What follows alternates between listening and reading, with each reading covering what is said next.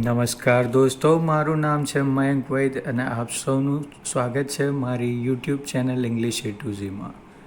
દોસ્તો, વિડીયો શરૂ કરતાં પહેલાં ચેનલ સબસ્ક્રાઈબ ન કરાવી હોય તો અચૂક સબસ્ક્રાઈબ કરો, સાથે સાથે બેલ આઇકન ટેપ કરો જેથી સમયસર આપને નવા વિડીયોઝની અપડેટ મળતી રહે.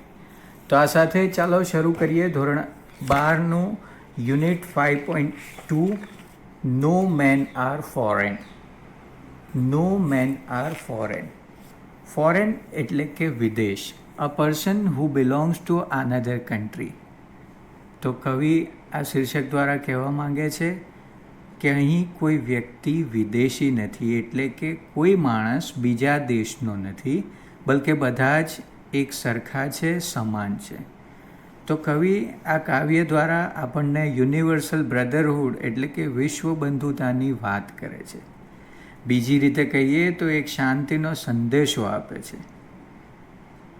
કવિ કહે છે કે બધા માણસો એક સરખા છે, કેમ કે બધા એક જ રીતે ખાય છે, પીવે છે, જીવે છે અને મરે પણ છે. એટલું જ નહીં, કુદરતે દરેક માણસને સરખા પ્રમાણમાં હવા, પાણી, સૂર્યપ્રકાશ, જમીન, આકાશ બધું આપેલું છે. અને તેથી આપણે બધા સરખા જ છીએ. કુદરતે આપણને સમાન ગણ્યા છે, પરંતુ આપણે સરહદોનું નિર્માણ કર્યું છે અને આ સરહદો માનવસર્જિત છે, જેથી આપણે એવું માની લઈએ છીએ કે સરહદ પારના માણસો આપણાથી અલગ હશે, આપણાથી જુદા હશે. પરંતુ આ તો એક મિથ છે, આ એક ખોટી વાત જે આપણે મગજમાં ઘર કરી દીધી છે, અથવા તો આપણા મગજમાં ઘર કરાવી દીધી છે જે તે નેતાઓ દ્વારા, જે તે રાજકારણીઓ દ્વારા. તો કવિ આ કાવ્ય દ્વારા માત્ર એટલું જ કહેવા માંગે છે કે સરહદના વાડાથી માત્ર વિવાદ ઊભો થશે, પ્રેમ ક્યારેય નહીં થાય. તો ચાલો આ યુનિવર્સલ બ્રધરહુડ એટલે કે વિશ્વ બંધુત્વના પાઠ સાથે આ કાવ્યની શરૂઆત કરીએ. Remember, no man is strange, no country is foreign. Strange. Strange means a person who is unknown to you. જેને તમે ઓળખતા નથી તેવું અજાણ્યું. તો કવિ કહે છે, યાદ રાખો, કોઈ વ્યક્તિ, કોઈ માણસ અજાણ્યો નથી અને કોઈ દેશ એવો નથી કે જે તમારા માટે અજાણ્યો હોય, જે વિદેશની ધરતી હોય. Beneath all uniforms a single body breathes. beneath નીચે, uniform different kinds of cloth, વિવિધ ગણવેશ. Single body means similar body, સમાન શરીર. બ્રીથ્સ શ્વાસ લેવો. તો કવિ કહેવા માંગે છે અહીંયા કે દુનિયાના નકશામાંથી આપણે સરહદો હટાવી દેવી જોઈએ. ત્યારે તો એ શક્ય બનશે કે કોઈ માણસ અજાણ્યો નહીં રહે અને કોઈ દેશ આપણા માટે વિદેશ નહીં રહે. પછી આગળની લાઈનમાં કવિ કહે છે, beneath all uniforms a single body breathes. Uniform કોણ પહેરે છે? યુનિફોર્મ સૈનિકો પહેરે છે. નીચેના ચિત્રમાં જુઓ, પહેલું ચિત્ર છે US એટલે કે અમેરિકાના સૈનિકનું, બીજું ચિત્ર છે ભારતીય સૈનિકનું અને ત્રીજું ચિત્ર છે જાપાનના સૈનિકનું. બધા જ સૈનિકોએ પોતાના દેશનો યુનિફોર્મ પહેર્યો છે, પરંતુ આ તમામ સૈનિકોને રચનાર, બનાવનાર ભગવાન એક જ છે અને એણે બધા જ માણસોને, બધા જ સૈનિકોને એક સરખા બનાવ્યા છે કે જે બધા જ અલગ અલગ યુનિફોર્મ હેઠળ એક સમાન શરીર ધરાવે છે અને એક સરખી રીતે જ શ્વસે છે, શ્વાસ લે છે. કહેવાનો મતલબ કે બધા જ સૈનિકો આપણા ભાઈઓ છે. Like ours, the land our brothers walk upon is earth like this, in which we all shall lie. અને પછી કવિ આગળ કહે છે કે બધા જ સૈનિકો આપણા ભાઈઓ છે, કેમ કે આપણને અને એમને બનાવનાર પરમ કૃપાળુ પરમાત્મા ઈશ્વર એક જ છે. અને જે ધરતી પર, જે ધરા પર એ સૈનિકો ચાલે છે, એવી જ ધરતી, એવી જ ધરા પર આપણે વહેલા કે મોડા સૂઈ જઈશું એટલે કે મરણ પામીશું અને આ જ ધરતીમાં ભળી જઈશું. અહીંયા વી શેલ લાય એટલે કે મરી ગયા બાદ જમીનમાં દફનાવી દેવાશે, એટલે કે આપણને આ જ જમીનમાં પહોંચાડી દેવાશે. કહેવાનો મતલબ કે જે જમીન પર એ ચાલે છે, જે જમીન પર એ મૃત્યુ પામે છે, એ જમીન, એ ધરા, એ પૃથ્વી એ એક સમાન જ છે, એક જ છે. એનો મતલબ એ થયો કે આપણે એક જ ધરતીના સંતાનો છે, એક જ માતાના પુત્રો છીએ અને આ નાતે પણ દુનિયામાં કોઈ વ્યક્તિ સ્ટ્રેન્જ એટલે કે અજાણ્યો નથી અને કોઈ દેશ વિદેશ પણ નથી. They too, aware of sun and air and water, are fed by peaceful harvest, by war's long winter starved. They too, aware of sun and air and water. હવે અહીંયા ધે શબ્દ કોના માટે વપરાયો છે? They means people to other countries, મતલબ foreigners, વિદેશી. તો હું અને તમે, આપણે અને તેઓ એ વિશે વાત કરતા હોય, બેનો ફરક, બેનો ડિફરન્સ બતાવવા માંગતા હોય ત્યારે આવા શબ્દોનો ઉપયોગ થાય છે, આવા સર્વનામોનો ઉપયોગ થાય છે. તો શું કહે છે? They too aware of sun and air and water are fed by peaceful harvest. Harvest means prosperity, season, ફસલ કે પાક. તો ધે કે જેની સાથે આપણે ભેદભાવ, લડાઈ, ઝઘડાઓ, યુદ્ધ પણ કરીએ છીએ, એના માટે આ શબ્દ વપરાયો છે. કવિ કહે છે કે દે એટલે કે તેમને પણ ભગવાને બધું જ આપ્યું છે જે આપણને આપ્યું છે. ભગવાને એમને પણ હવા, પાણી, સૂર્યપ્રકાશ આપ્યો છે અને આ જ હવા, પાણી અને સૂર્યપ્રકાશનો ઉપયોગ કરી અને શાંતિના સમયમાં, હાર્મનીના સમયમાં એ સરસ મજાની ખેતી કરે છે. એમના ખેતરમાં સરસ મજાની મોલાતો એટલે કે પાક લહેરાય છે અને સમૃદ્ધિનો આનંદ માણે છે. અને એ લોકો પણ આપણી જેમ જ યુદ્ધની પરિસ્થિતિમાં, શિયાળાની સખત ઠંડીમાં પૂરતા પ્રમાણમાં ખોરાક ન મળવાને કારણે ભૂખે પણ મરે છે. અહીં ખાસ બે શબ્દો છે, વિન્ટર અને વોર, જે બંનેને સરખા ગણાવ્યા છે.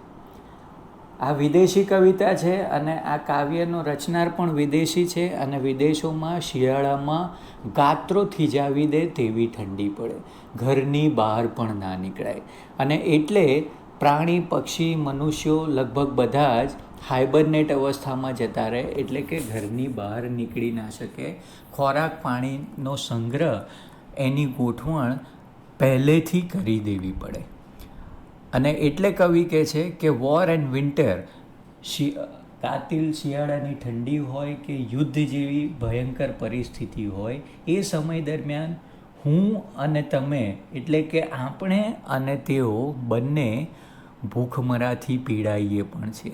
કહેવાનો મતલબ એ કે સરહદોને નાતે આપણે વાડા ઊભા કરી દીધા છે, અલગ અલગ ટેગ આપી દીધા છે કે હું પાકિસ્તાની, હું હિન્દુસ્તાની, હું અમેરિકન, પણ આ બધાની વચ્ચે એક જ શ્વાસ, એક જ પ્રકારની હવાથી આપણે ટકી રહ્યા છીએ અને એ બધાને પણ આપણા જેવી જ પેન એન્ડ પ્લેઝર, આપણા જેવી જ સંવેદનાઓ, આનંદ, ખુશી અને દુઃખ પણ થાય છે. Their hands are ours and in their finds we read a labor not different from our own. એમને પણ આપણા જેવા જ હાથ છે અને એ આ હાથ દ્વારા સખત મહેનત, સખત પુરુષાર્થ પણ કરે છે. લેબર મીન્સ ટોઇલ ઓર ફિઝિકલ ઓર મેન્ટલ વર્ક, શ્રમ, મહેનત, મજૂરી એ અર્થમાં. તો એ લોકોના હાથ પણ આપણા હાથ જેવા જ છે અને એ લોકો પણ આપણી જેમ સખત મહેનત કરે છે, સખત કામ કરે છે. બીજી રીતે કહીએ તો એ દેશના લોકો અને આ દેશના એટલે કે આપણે બંને સરખા છીએ, આપણી વચ્ચે કોઈ અંતર નથી. Remember, they have eyes like ours that wake or sleep and strength that can be won by love. Remember, અહીંયા કવિ રિમેમ્બર એટલે કે કહે છે યાદ રાખો. They have eyes like ours. એમને પણ આપણા જેવી જ બે આંખો છે, એમને પણ આપણી જેમ જ બે હાથ છે, બે પગ છે, બે કાન છે, એક નાક છે અને એક જ દિલ છે. અને આ બધું જ ભગવાને કોઈ પણ પક્ષપાત વગર આપ્યું છે. અને તેમ છતાં વારંવાર કવિ દેહ શબ્દનો ઉપયોગ કરે છે, જેનો મતલબ થાય તેઓ, બીજા દેશના લોકો.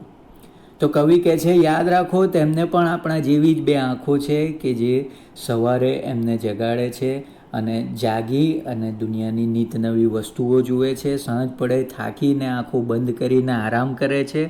અને આ એ જ આંખો છે કે જે પ્રેમનો વરસાદ વરસાવી શકે છે. અને આ પ્રેમ નામના શસ્ત્રથી એ દુનિયા જીતી લેવા સક્ષમ છે. કવિ આ પંક્તિ દ્વારા એવું કહેવા માંગે છે કે શસ્ત્રો ઉઠાવવાની જરૂર જ નથી, હિંસા કરવાની જરૂર જ નથી. કોઈ પણ વ્યક્તિને વગર હિંસાએ પ્રેમથી પણ જીતી લઈ શકાય, લોહીનું, રક્તનું એક પણ ટીપું વહાવ્યા વગર. In every land is a common life. અને કોઈ પણ ધરા પર, કોઈ પણ જગ્યા પર જાઓ, દુનિયાના કોઈ પણ ખૂણા પર જાઓ, this is a common life. આ સિરસ્તો સામાન્ય છે, સરખો જ છે.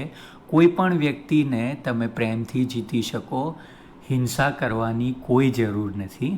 That all can recognize and understand. Recognize means make out, identify, વાકેફ હોવું. અને આ વાતથી દરેક વ્યક્તિ સુપેરે પરિચિત જ હશે. નીચે ચિત્રમાં દેખાય છે, અલગ અલગ દેશના લોકોનો પોશાક અલગ છે, એમનો ત્વચાનો રંગ અલગ છે, પણ આ બધી વૈવિધ્યતાની વચ્ચે એક વસ્તુ બધામાં કોમન છે, શરીરના અંગો. ખાસ કરીને બધાને એક સરખું દિલ આપેલું છે કે જે મુસીબતના સમયે દર્દ, પીડા અનુભવે છે અને સુખના સમયમાં આનંદ અનુભવે છે, મોજ અનુભવે છે.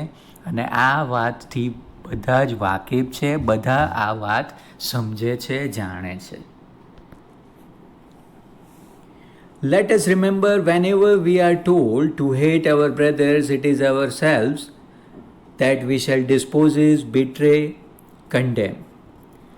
ફરીથી કવિ રિમેમ્બર શબ્દનો ઉપયોગ કરે છે. કવિ કહે છે, યાદ રાખો જ્યારે તમે કોઈને તમારો દુશ્મન માનો છો ત્યારે તમે એની પાસેથી કંઈક છીનવી લો છો. ડિસ્પોઝિસ મીન્સ ડિપ્રાઇવ, પ્રતિકાર કરવો, છીનવી લેવું, કોઈને કોઈ વસ્તુથી વંચિત રાખવું. એટલે જ્યારે તમે કોઈને પોતાનો દુશ્મન માનો છો ત્યારે એની પાસેથી કોઈને કોઈ વસ્તુ છીનવી લો છો. શક્ય છે એની પાસેથી એના મા બાપ, એનો પતિ કે પત્ની કે બાળકો, અથવા તો એનું સુખ ચેન આ છીનવી લો છો, એનાથી એને અળગો કરી દો છો. બેટ્રે મીન્સ એને દગો આપો છો. કન્ડેમ એને વખોડો છો અથવા તો એની ટીકા કરો છો. કહેવાનો મતલબ જ્યારે આપણને વી આર ટોલ્ડ એટલે જ્યારે આપણા રાષ્ટ્રનેતાઓ આપણને એમ કહે છે કે કોઈ વ્યક્તિને નફરત કરો, ત્યારે આપણે હકીકતમાં તો આપણી જાતને જ નફરત કરીએ છીએ. જ્યારે કોઈ દેશ બીજા દેશ સાથે યુદ્ધ કરે ત્યારે ખરેખર બીજા દેશને કેટલીય વસ્તુઓથી વંચિત રાખે છે. અને આ યુદ્ધનો ભોગ જે તે વિજેતા દેશે પણ નાના કે મોટા પાયે બનવું પડે છે.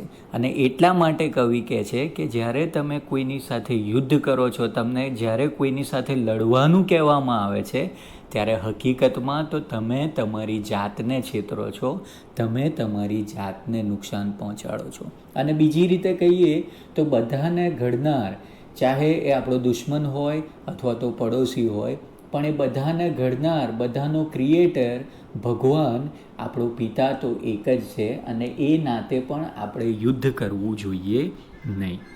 Remember, we who take arms against each other, it is the human earth that we defile.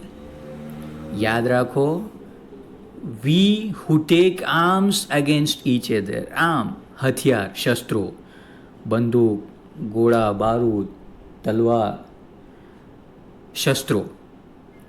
યાદ રાખો, જ્યારે આપણે એકબીજા સામે શસ્ત્રો ઉઠાવીએ છીએ, હથિયાર ઉઠાવીએ છીએ, યુદ્ધ કરીએ છીએ, ત્યારે આપણે એકબીજાને નુકસાન નથી પહોંચાડતા, પણ હકીકતે તો આપણે આ ધરતીને ડિફાઇલ કરીએ છીએ, સ્પોઇલ કરીએ છીએ, પ્રદૂષિત કરીએ છીએ, બગાડીએ છીએ, ખરાબ કરીએ છીએ.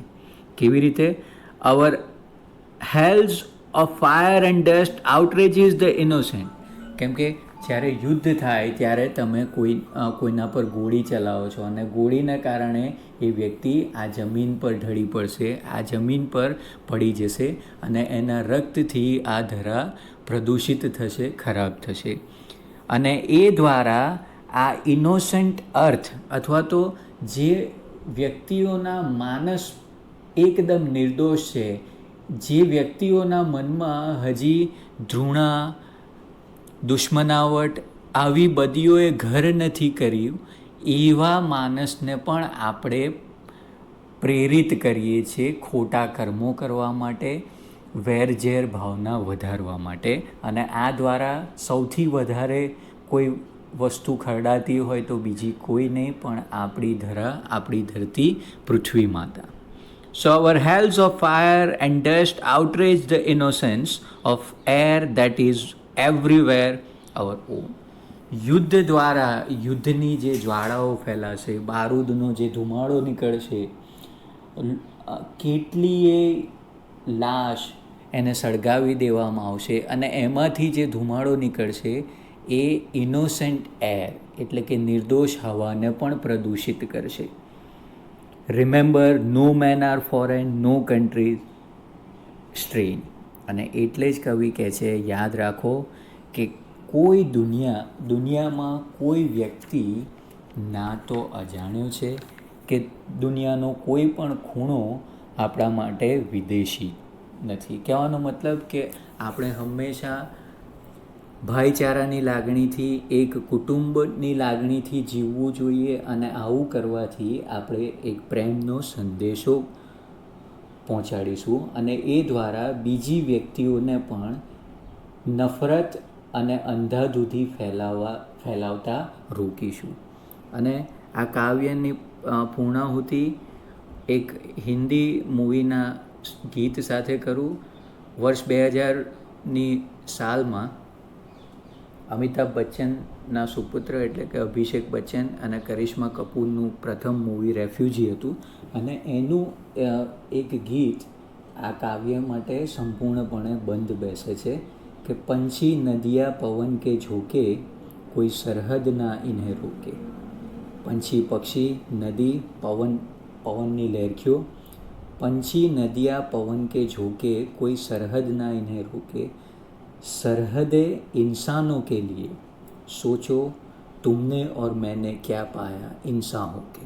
હકીકત છે, કુદરતે જ્યારે કોઈ ભેદ નથી કર્યો હવા, પાણી, ખોરાક આપવામાં, તો આપણે સરહદના વાડા ઊભા કરી અને શા માટે શાંતિનું હનન કરીએ છીએ, શા માટે વિશ્વની સંવાદિતા, શાંતિ ખોરવી નાખીએ છીએ. તો આ સાથે જ આ કાવ્ય અહીંયા પૂરું કરીએ. દોસ્તો, આવા જ અવનવા વિડીયો સાથે મળતા રહીશું. ત્યાં સુધી અમારી ચેનલ સાથે જોડાયેલા રહો, ઘરમાં રહો, સલામત રહો.